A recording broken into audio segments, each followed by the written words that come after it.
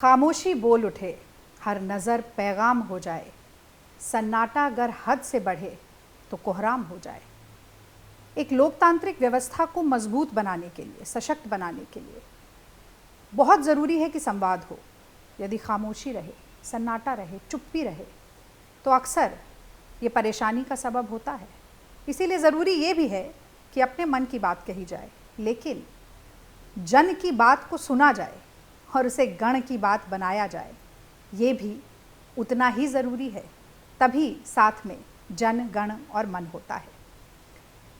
लोकतांत्रिक व्यवस्था में संवाद का, बातचीत का, चर्चा करने का, गुफ्तगू का और एक सार्थक बहस का एक अपना ही अलग महत्व है, एक बिल्कुल अलग जगह है। और इसी के मद्देनज़र एक नई अनोखी पहल हमने शुरू की, कांग्रेस की 2 पीढ़ियों के बीच संवाद साधने की। एक एपिसोड हो चुका है। आज हम चर्चा करेंगे कुछ बहुत ही खास, महत्वपूर्ण, ज्वलंत मुद्दों पर। मैं डॉक्टर रागिनी नायक, कांग्रेस पार्टी की राष्ट्रीय प्रवक्ता, और साथ में रहेंगे सलमान खुर्शीद साहब, कांग्रेस के वरिष्ठ नेता, सुप्रीम कोर्ट के वरिष्ठ अधिवक्ता। बहुत सारे सवालात मन में हैं, लेकिन शुरुआत वहीं से करूंगी जहां से आपका परिचय दिया सलमान साहब। तो एक लंबे अरसे से राजनीतिक सफ़र रहा, बहुत अनुभव आपके साथ होंगे, बहुत उतार चढ़ाव, ज्वार भाटा आपने देखा है, और लगभग उतना ही लंबा सफ़र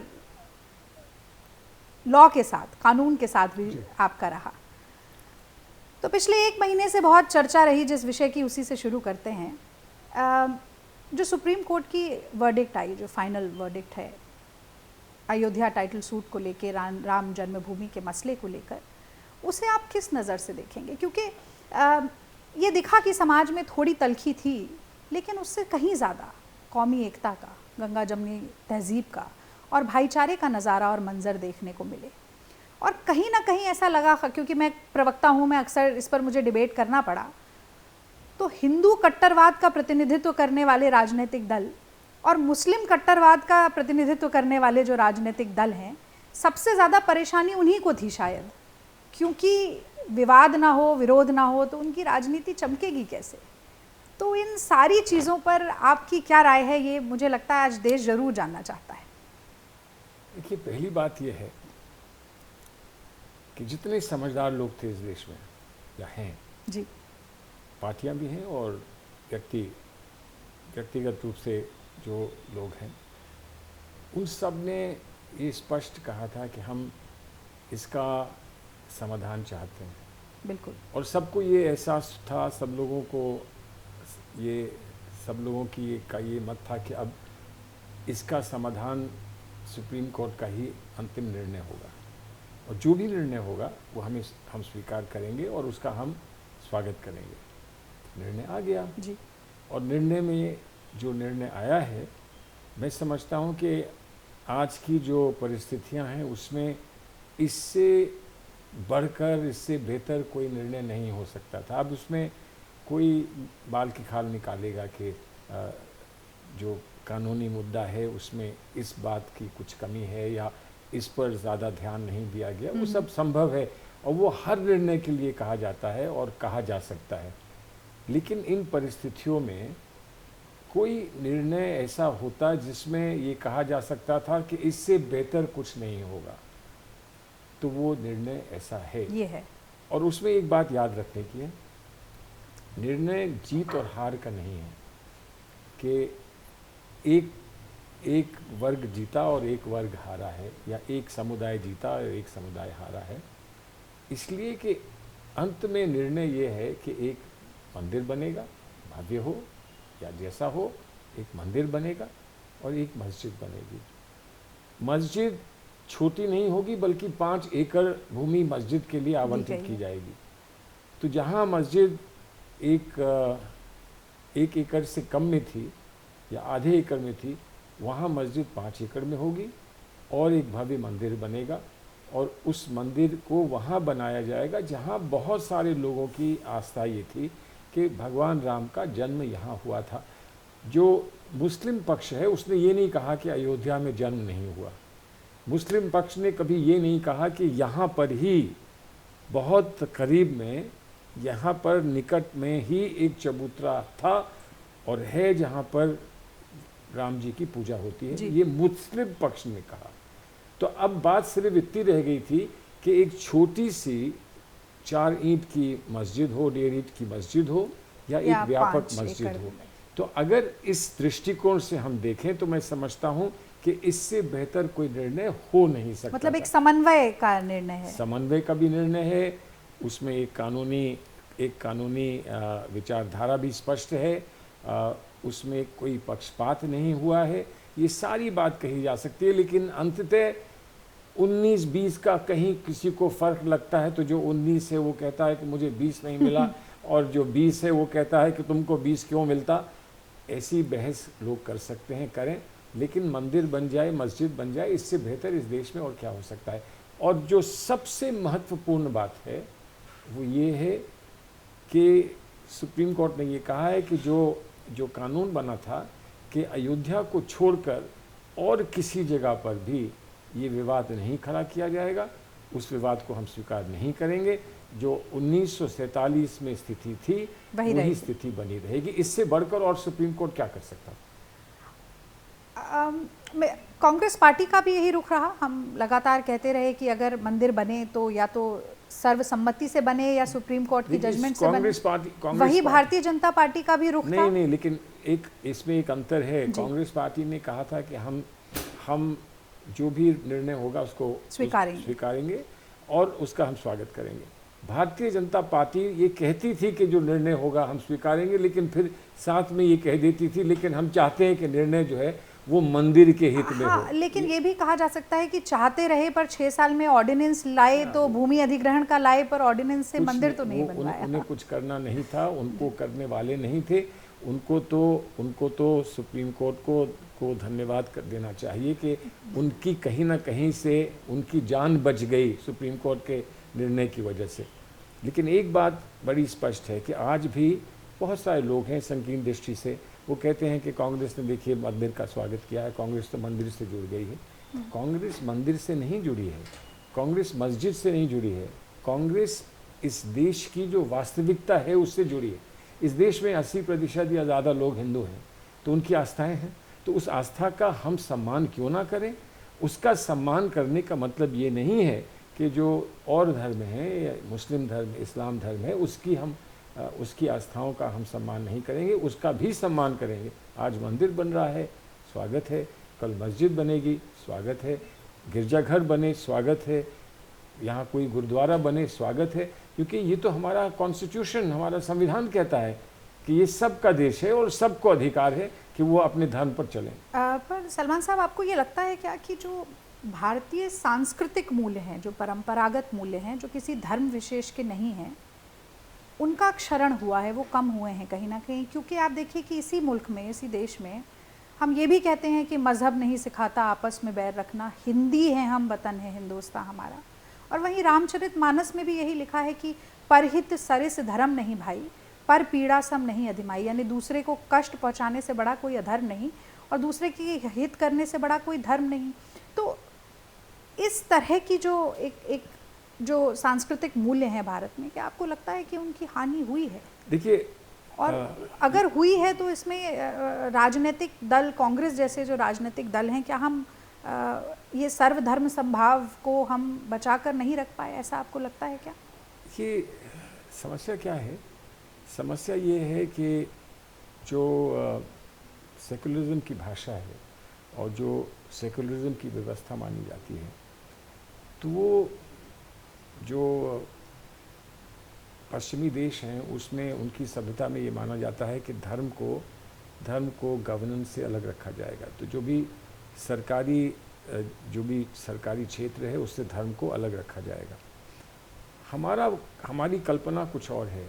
हमारी कल्पना और हमारी जो सोच है वो ये थी कि धर्म का सम्मान होगा, धर्म को अलग नहीं किया जाएगा, कि लेकिन धर्म पर निर्भर सिर्फ होकर हम निर्णय नहीं लेंगे, लेकिन सम्मान करते हुए लेंगे, और उसमें हम पक्षपात नहीं करेंगे कि कौन सा धर्म। बिल्कुल ठीक बात है।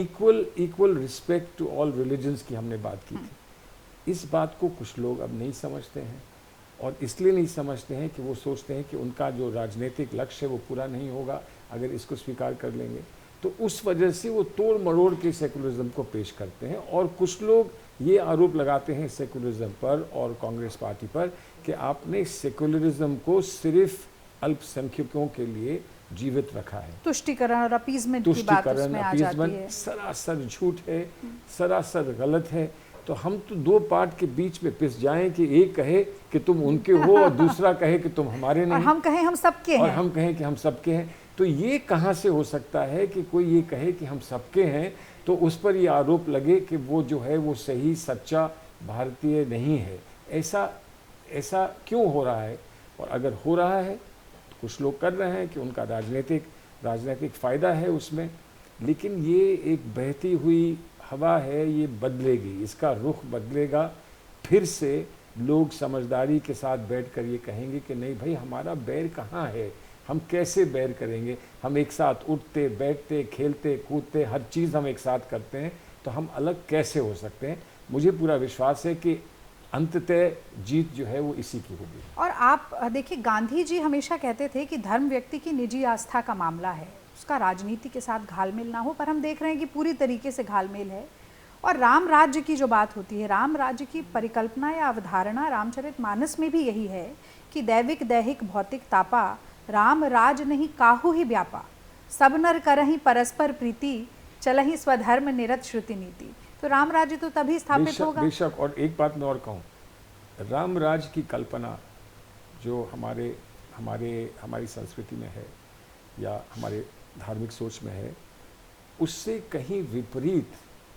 कहीं विपरीत इस्लाम में जो धारणा है कि एक निज़ाम मुस्तफ़ा होगा, वो धारणा और राम राज की धारणा एक ही। मैं अक्सर लोगों से कहता हूँ कि आप हिंदू से पूछिए, इस विश्व में अगर आपको तलाश हो, आपको खोज हो कि आपको स्वर्ग कहाँ मिलेगा, तो हर हिंदू ये कहेगा कि माँ के चरणों की धूल में स्वर्ग मिलता है। और मुसलमान के घर जाइए, पूछिए कि जन्नत कहाँ मिलेगी इस दुनिया में, तो वो कहेगा कि माँ के कदमों में तुमको जन्नत मिलेगी। तो इससे बढ़कर और क्या हो सकता है? इससे बढ़कर हमें एका क्या हो सकता है? हमें आपस का जो लगाव है वो इससे बढ़कर और क्या हो सकता है कि हम सब माँ का सम्मान करते हैं और माँ जो है वो हमको स्वर्ग तक पहुंचाती है और उसके चरणों में ही स्वर्ग है। एक सवाल और, मुझे लगता है कि आज के परिप्रेक्ष्य में देखें और चीन पर बात ना करें, आप विदेश मंत्री रह चुके हैं देश के, तो वो भी ज़्यादती होगी। इस विषय पर हमें ज़रूर बात करनी चाहिए। तो एक जो मुख्य प्रश्न विपक्ष ने पूछा, और विपक्ष की आवाज़ तो आप देख ही रहे हैं, राहुल गांधी बने हुए हैं, लगातार चीन पर जो असली सवाल हैं वो पूछ रहे हैं। तो एक सवाल बहुत से भारतीयों के जहन में भी था, राहुल गांधी ने उसे स्वर दिया, आवाज़ दी, कि पहली बार ही शायद ऐसा हुआ हो कि देश के प्रधानमंत्री ने गलत बयानी की चीन के अग्रेशन को लेकर। इसीलिए उनके वक्तव्य के बाद रक्षा मंत्री को कुछ और बताना पड़ा और फिर आर्मी चीफ ने कुछ और कहा। और ये कह देना कि कोई घुसपैठ हुई नहीं ऑल पार्टीज़ मीट में, कोई पोस्ट पर कब्जा नहीं हुआ जिसका दुरुपयोग चीन ने किया, और फिर उसके बाद कहीं ना कहीं ये कहा कि इसका मतलब ये निकलता है कि गलवान वैली तो चीन का ही हिस्सा है। कोई स्पष्टीकरण नहीं आया प्रधानमंत्री की तरफ से। बहुत सारे वक्तव्य आए पर चीन का सीधा नाम लेने से बचते रहे, विपक्ष की राय को सम्मिलित नहीं किया। और अगर सलमान साहब हम 1962 में पीछे जाएं और याद करें कि 20-21 अक्टूबर 1962 पे हमला हुआ भारत में, 26 अक्टूबर को पंडित नेहरू ने राष्ट्रीय इमरजेंसी घोषित की, और उसी दिन 36 वर्षीय अटल बिहारी वाजपेयी 72 वर्षीय नेहरू से मिलने जाते हैं। और अपनी पार्टी के उस समय केवल 5 उनके दल के सांसद हुआ करते थे, और कहते हैं कि संसद का सत्र बुलाइए, 2/3 बहुमत नेहरू के पास है। चाहते तो कुछ ना करते, विपक्ष क्या करेगा, सरकार पे सवाल उठाएगा। नेहरू ने 8 नवंबर को सदन बुलाया, और उसी संसद के पटल पे खड़े होकर अटल बिहारी वाजपेयी सरकार पर तोहमत लगाते रहे, सवाल पूछते रहे, कड़े से कड़ा प्रहार किया। उस वक्त जब चीनी फौज जो थी वो येलो पिंपल और ग्रीन पिंपल चोटियों पर कब्जा कर रही थी और हमारे सैनिक शहीद हो रहे थे, पंडित नेहरू ने कभी नहीं कहा कि आप देशद्रोही हैं, आप सेना का मनोबल पस्त कर रहे हैं, या आप चाइनीज़ एजेंट हैं। यहाँ तक कि डॉक्टर LM सिंघवी ने कहा था कि सीक्रेट सेशन बुला लीजिए। नेहरू ने कहा नहीं, दल नहीं राष्ट्रहित का मामला है तो बातचीत होनी चाहिए, विवाद हो तो उस पर बहस होनी चाहिए। तो दोनों तरह से बात करते हैं कि चीन के अग्रेशन को भी आप कैसे देखते हैं, और कहीं ना कहीं जो एक ऑपोजिशन के रोल को मार्जिनलाइज किया जा रहा है, कांग्रेस मुक्त भारत, कोई विरोध की आवाज़ ना रहे, विसम्मति ना हो, डिसेंट ना हो। तो इन दोनों परिस्थितियों का अगर हम आकलन करें तो आपकी उसमें क्या राय होगी? देखिए, चीन के दो विषय हैं। हमारे पार्टी के जो नेता हैं उन लोगों ने इस बात को बड़ा स्पष्ट किया है, वो उनका कोई द्वेष नहीं है चीन के साथ, उनका कोई चीन के साथ कोई बड़ी समस्या नहीं है। हमारे पड़ोसी हैं, हम सब ने ये माना है। इससे पहले हम लोग कई दशक से हम लोग प्रयास ही कर रहे थे कि चीन के साथ हमारे संबंध बेहतर हों, और चीन के साथ संबंध फिर से बनाने में अगर किसी का हाथ था तो स्वर्गीय राजीव गांधी जी का हाथ था। हाँ, बिल्कुल। बहुत दिन तक चीन के साथ संवाद नहीं हुआ, उनसे कोई संपर्क नहीं हुआ, और तब राजीव जी वहाँ गए, और जब कोई लोग उस समय ये नहीं समझ पाए थे कि इसके जाने से कोई फ़ायदा है कि नहीं फ़ायदा है, और जब उन्होंने हाथ मिलाया चीन के नेतृत्व से, तो उस मिलते हुए हाथ को कई मिनट तक दिखाया गया था टीवी पे कि देखिए कितना बड़ा काम राजीव जी ने किया है। वहाँ से ये मानकर कि हम हमेशा एक दूसरे के दुश्मन शत्रु बनकर नहीं रह सकते, हम लोग पड़ोसी हैं, और हमको हमेशा ये समझाया गया कि आप मित्र अपने का चयन कर सकते हैं, चुन सकते हैं, पड़ोसी का चयन नहीं कर सकते, क्योंकि पड़ोसी एक वास्तविकता है। तो कहीं ना कहीं चीन के साथ समन्वय बनाने की आवश्यकता थी, अपना कोई अधिकार खोकर नहीं, अपना सम्मान खोकर नहीं, बल्कि ये मान कर कि चीन और भारत का एक भविष्य जो है वो एक शेयर्ड फ्यूचर है, उसकी तरफ हम बढ़ने की कोशिश करें, और उसके लिए हम एक दिन में छलांग मार के नहीं कर सकते हैं, धीरे संभव है, और धीरे धीरे होगा, और वो हो रहा था। आज वो क्यों बिगड़ गया इसका कोई जवाब नहीं दे पा रहा है, और बिगड़ा है तो कितना बिगड़ा है इसका कोई जवाब नहीं दे पा रहा, और अगर बिगड़ा है तो अब उसको कैसे ठीक करेंगे इसका कोई जवाब नहीं दे रहा। जब वो चीन का नाम ही नहीं ले रहे हैं और चीन के बारे में बात ही नहीं कर रहे हैं, तो हम कैसे ये माने कि सब कुछ ठीक है, कैसे ये माने कि जो हुआ वो चीन के कारण नहीं हुआ, और अब क्या होगा उसमें चीन क्या करेगा, इसका हम कैसे आकलन करें। तो जो मुख्य बात है वो ये है कि सिर्फ झूला झूलने से राजनीति नहीं होती। अंतर्राष्ट्रीय स्तर पे आपको कहीं ना कहीं दिल मिलाने पड़ते हैं, और अपने मस्तक से आपको कहीं ना कहीं कुछ सोच विचार कर आपको प्रस्ताव रखने पड़ते हैं। वो बड़े दुख के साथ कहना पड़ रहा है कि वो नहीं हुआ है, और अगर वो नहीं हुआ है तो कितना इसका हम लोगों को नुकसान उठाना पड़ेगा, और कब तक इसको हम फिर से धर्रे पर ला पाएंगे, फिर से इसको रास्ते पर ला पाएंगे, इसका कहना आज संभव नहीं है। लेकिन एक बात बड़ी स्पष्ट है, भारत और चीन लड़कर नहीं रह सकते हैं। हमको कहीं ना कहीं सम्मान से एक दूसरे के साथ संबंध बनाने पड़ेंगे। इतना चीन को भी समझना होगा और इतना भारत को भी समझना होगा। दोनों के पास परमाणु शक्ति है, परमाणु शस्त्र हैं, और परमाणु शस्त्र वाले देश आपस में टकराव की स्थिति में नहीं रह सकते हैं। ये नहीं है कि एक ज़रा सा मारकर हम चले आएंगे और वो मारकर चले जाएंगे और फिर बात सब कुछ करने के बाद ठीक हो जाएगी, ऐसा संभव नहीं है। तो ये एक बहुत बहुत कठिन समस्या है, और एक जटिल समस्या को उलझा दिया है और इस सरकार ने। अब वो कैसे सुलझ पाएगी, मैं तो समझता हूँ ये सुलझेगी जब कांग्रेस पार्टी की सरकार बनेगी। मुझे ऐसा लगता है। बिल्कुल बिल्कुल। थोड़ा सा विपक्ष के ऊपर अगर हम बात करें, आप देखिए कि WHO ने जब कोरोना को वर्ल्ड पेंडेमिक घोषित किया, उसके बाद भी मध्य प्रदेश का सदन चला, क्योंकि कांग्रेस की सरकार गिरानी थी और फिर शिवराज सिंह चौहान को मुख्यमंत्री पद की शपथ लेनी थी। लेकिन संसद का कोई विशेष सत्र, कुछ ही चुनिंदा लोगों के साथ ही, या एक व्यापक सत्र भी नहीं बुलाया गया, ये कह के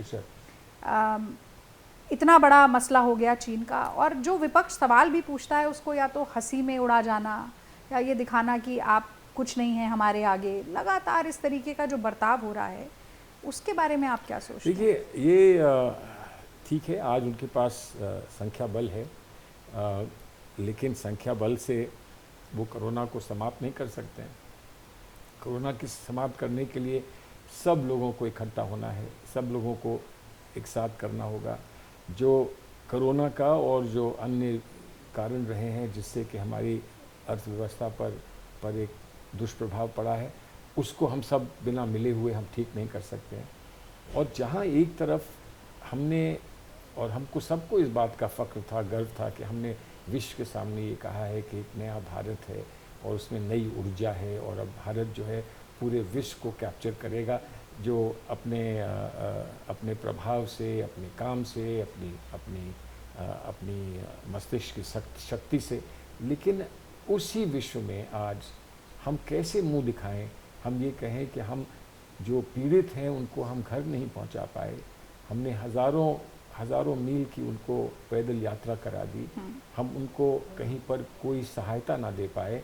आज जो लोग रोज़गार खो बैठे हैं उनको हम कहीं कोई सहायता नहीं दे पा रहे हैं। और मुझे लगता है ये कहीं ना कहीं ज़ख्मों पे नमक छिड़कने के समान है कि आप 72,000 LED स्क्रीन लगाकर बिहार में वर्चुअल रैली करें कोरोना के स्थिति में। तो यही है ना, देखिए, पर 7500 रुपया अकाउंट में नहीं डाल सकते। लेकिन अब जो सच्चाई है वो ये है कि एक वर्चुअल वर्ल्ड है और सही एक रियल वर्ल्ड वर्ल्ड है। तो पहले ये कहते थे कि भारत में और इंडिया में बड़ा फ़र्क है, बड़ा अंतर है, एक डिजिटल डिवाइड हो जाएगा, गरीबी और अमीरी का, शहर और गांव का एक डिवाइड है।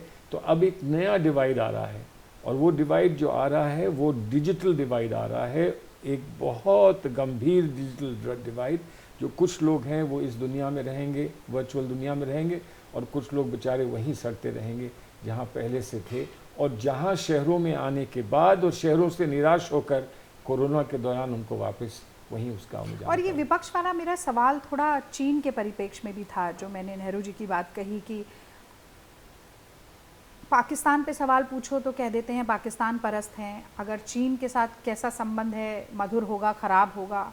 इस पर सवाल पूछें कि आप साफगोई से जवाब दें तो चाइनीज़ एजेंट बता दिया जाता है, और देशद्रोह का सर्टिफिकेट देकर आप इधर चले जाइए, उधर रवाना हो जाइए। तो ऐसे समय में जब नेहरू, तो देखिए एक अच्छी बात है इसमें, लेकिन अच्छी बात ये है कि पहले सिर्फ मुसलमान को कहा जाता था चले जाओ तुम से। अब कम से कम हम हिंदू मुसलमान मिलकर जाने को हमसे कहा जा रहा है, तो हम जहाँ भी जाएंगे वहाँ मिलकर जाएंगे। जिस तरह हम मिलकर यहाँ रहते हैं वैसे ही हमको जहाँ भेज देंगे ये लोग, हम वहाँ जाके रहेंगे। लेकिन सच्ची बात ये है कि ये कहाँ जाएंगे इनको नहीं मालूम, इनको कुछ नहीं मालूम कि ये कहाँ जाएंगे। कभी चीन की तरफ दौड़ते हैं, कभी पाकिस्तान की तरफ दौड़ते हैं, कभी बांग्लादेश की तरफ। साड़ी शॉल डिप्लोमेसी, झूला डिप्लोमेसी, आपने उसका क्या होगा, उन सब का क्या होगा? कहीं ना कहीं एक दिन ऐसा आएगा जब पूरी दुनिया के लोग हाथ उठाकर कहेंगे कि भाई हम आपसे तंग आ गए हैं, अब बहुत हो चुका है, अब जाइए आप अपना काम करिए। अब ये देखिए अमेरिका में इतना बड़ा एक विषय है, अमेरिका का इतना बड़ा इवेंट आने वाला है, उनका इलेक्शन आएगा। इन्होंने उस इलेक्शन कैंपेन में इन्होंने सामूहिक रूप से खड़े होकर कहा कि अब की बार ट्रंप सरकार, फिर से ट्रंप सरकार, ये कह चुके हैं। और वहाँ जो आज रिजल्ट्स आ रहे हैं, जो रिपोर्ट्स आ रही हैं, जहाँ वहाँ के जो ओपिनियन पोल्स आ रहे हैं, उसमें 15% ट्रंप साहब जो हैं, प्रेसिडेंट ट्रंप, वो बाइडेन के पीछे हैं। तो कल अगर डेमोक्रेट्स जीत कर आते हैं तो ये कैसे उनको समझाएंगे कि हम तो आए थे इस इलेक्शन में चुनाव लड़ाने किसी और का, और आप जीत गए, बताइए अब हम क्या करेंगे। तो वहाँ वो बात तो नहीं चलेगी जो यहाँ चलती है।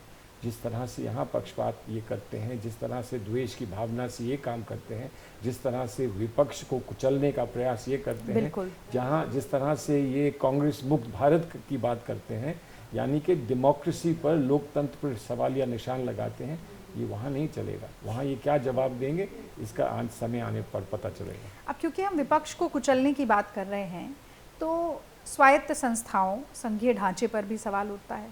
तो चूँकि मैंने 10 साल छात्र राजनीति की, एक लंबा मेरा भी सफ़र था स्टूडेंट एक्टिविज़म का, तो हम एक नारा लगाते थे कि जनता के हक और हुकूक की लड़ाई लड़नी है सड़क से लेकर संसद तक।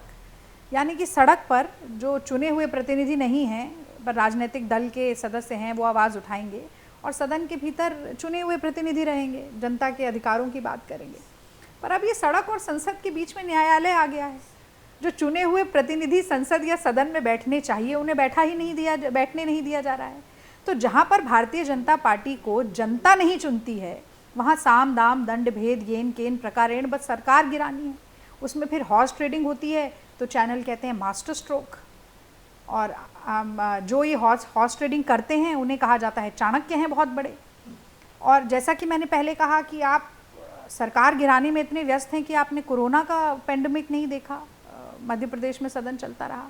और ऐसे समय में जब मोदी जी खुद राजस्थान की तारीफ कर रहे थे भीलवाड़ा मॉडल की, कि सबसे ज़्यादा करीब 75% रिकवरी रेट है देश में सबसे ज़्यादा, आपने उसी राजस्थान पर प्रहार करने की कोशिश की, अपने झांसे में लेने की कोशिश की। तो ये संघीय ढांचे पर लगातार जो चोट हो रही है, मुझे याद आ रहा है अडवाणी जी ने कहा था एक बार कि ये तो अनडिक्लेयर्ड इमरजेंसी की सिचुएशन देश में होती जा रही है। वो बेचारे कह तो आपको गए, क्या लगा? वो बेचारे कह तो गए, लेकिन उनके साथ उसके बाद क्या हुआ वो भी आप देख रही हैं। मार्गदर्शक बन गए, वो मार्गदर्शक बन गए और उनको अयोध्या तक में आने का इन्विटेशन नहीं मिला। देखिए, हॉर्स ट्रेडिंग की आपने बात की है, लेकिन मैं तो सिर्फ एक ही संदेश देना चाहूँगा और घोड़े पर ही देना चाहूँगा और एक शेर से देना चाहूँगा कि गिरते हैं शहसवार ही मैदान जंग में, और वो तिफल क्या गिरें जो घुटनों के बल चलें। हम लोग आज इस बात के लिए तैयार हो जाएं कि हम अगर सवार होकर घोड़े पर इस लड़ाई में उतरेंगे तो हम गिरेंगे, हमको चोट लगेगी और संभवतः बहुत गंभीर चोट भी लगेगी, लेकिन तब भी हमको कम से कम ये तो मालूम होगा कि हम अपने घुटनों के बल नहीं चले थे। जब डेमोक्रेसी पर, जब लोकतंत्र पर प्रहार हो रहा था, तो हम कहीं खड़े होकर एक सवार बनकर हमने एक लड़ाई का ऐलान किया था और उसमें हम कामयाब होंगे, ऐसा मेरा मानना है। और वो कहा जाता है कि वो पाँव में जिसके ताकत वो चल के रहता है, दुश्मन लाख गिराए संभल के रहता है, और जिस चिराग में शिद्दत लौ बढ़ाने की हवाएं लाख बुझाएं वो जल के रहता है। वो जल के रहता है। एक सवाल बिल्कुल जल्दी से चलते चलते, कांग्रेस पार्टी के राष्ट्रीय प्रवक्ता थे राजीव त्यागी जी, हाल ही में उनका निधन हुआ और टीवी पर डिबेट कर रहे थे, उत्तेजित हुए, उनको काफ़ी प्रोवोक किया भी गया। जो टीवी क्लिपिंग सामने आई उसमें दिखा हमें, दिल का दौरा पड़ा, उनका निधन हुआ। तो एक राष्ट्रीय स्तर पर डिबेट्स किस तरह के होने चाहिए? एक सार्वजनिक शोभनीयता, एक मर्यादा, भाषा की भी, आपके व्यवहार की एक दूसरे के प्रति। और फिर मैं नेहरू को बुलाऊंगी क्योंकि नेहरू के बिना कोई सार्थक बातचीत मुझे लगता है हो ही नहीं सकती है। वो कहते थे लगातार कि मतभेद हो, मन भेद ना हो। तो मैं भी प्रवक्ता हूँ सर, आप भी लगातार टेलीविज़न पर बोलते हैं, तो आपको क्या लगता है कि स्तर किधर जा रहा है और हम इसे बेहतर कैसे बना सकते हैं? क्योंकि इसमें कोई राजनीतिक दल आपस में बैठकर बात नहीं करेंगे, पर कहीं ना कहीं जो गांधी भी कहते थे कि be the change you wish to see in the world. देखिए, बहुत ये एक बहुत बड़ी चुनौती है और दुर्भाग्य की बात यह है कि आज कोई सामने ऐसा कोई नेता नहीं दिखता जो सत्तारूढ़ दल से संबंधित हो, जो इसमें परिवर्तन करने की चाह रखता हो और क्षमता हो उसमें। अब ये तो माना जा सकता है कि अगर प्रधानमंत्री इतने शक्तिशाली हैं और अगर प्रधानमंत्री चाहें कि ऐसा ना हो तो ऐसा नहीं होगा, अगर वो चाहें कि लिंचिंग ना हो तो लिंचिंग नहीं होगी, अगर वो ये चाहें कि हम एक दूसरे पर और आईएनबी मिनिस्ट्री इस पर कुछ काम कर सकती है हेट स्पीच के खिलाफ, लेकिन वो सब इस बात के लिए रुके होंगे कि प्रधानमंत्री के आदेश मिले, इशारा मिले, तब हम कुछ करें। मैं तो सिर्फ इतना ही कहूँगा कि राजीव त्यागी मेरा बहुत करीब का दोस्त था, मैंने उसको बचपन से देखा है और बहुत दुख मतलब बढ़ते हुए, और बड़ा दुख का विषय है, उसके परिवार के लिए पूरी हमारी संवेदना है। लेकिन एक बात है कि भारतीय जनता पार्टी को एक जवाब है। जवाब ये है कि हमारा एक नौजवान मजबूत सिपाही आपने शहीद कर दिया, लेकिन अभी हम बहुत सारे बचे हैं, हम नहीं शहीद होंगे इतनी आसानी से। जितने बाजू उतने सर, जितने बाजू उतने सर, गिन ले दुश्मन ध्यान से। बस यही कहकर मैं अपना संदेश उनके लिए पूरा करूँगा। मुझे पूरी उम्मीद है कि आज का संवाद, जिसने बहुत सारे सवालों के जवाब देने की कोशिश की, आप सभी को बहुत पसंद आया होगा। और चलते चलते मैं ये कहूँगी कि देखिए, कुदरत ने दो कान दिए हैं, एक ज़ुबान दी है, तो जितना हम बोलें उतना सुनने का भी धैर्य और क्षमता ज़रूर होनी चाहिए। और अपनी बात को मैं एक जावेद अख्तर की छोटी सी नज़्म के साथ ख़त्म करना चाहूँगी कि एक हमारी और एक उनकी, मुल्क में हैं आवाज़ें दो, अब तुम पर है कौन सी तुम आवाज़ सुनो, तुम क्या मानो। हम कहते हैं कि जात धर्म से इंसान की पहचान गलत, वो कहते हैं कि सारे इंसान एक हैं, ये ऐलान गलत। हम कहते हैं कि भूल के नफ़रत प्यार की कोई बात करो, वो कहते हैं कि खून खराबा होता है तो होने दो। हम कहते हैं कि इंसानों में इंसानों से प्यार रहे, वो कहते हैं कि हाथों में त्रिशूल रहे, तलवार रहे। हम कहते हैं कि बेघर बेदर लोगों को आबाद करो, वो कहते हैं कि भूले बिसरे मंदिर मस्जिद याद करो। एक हमारी और एक उनकी, मुल्क में हैं आवाज़ें दो, अब तुम पर है कौन सी तुम आवाज़ सुनो, तुम क्या चाहो। साथ में जुड़ने के लिए आप सभी का बहुत बहुत धन्यवाद। जय हिंद।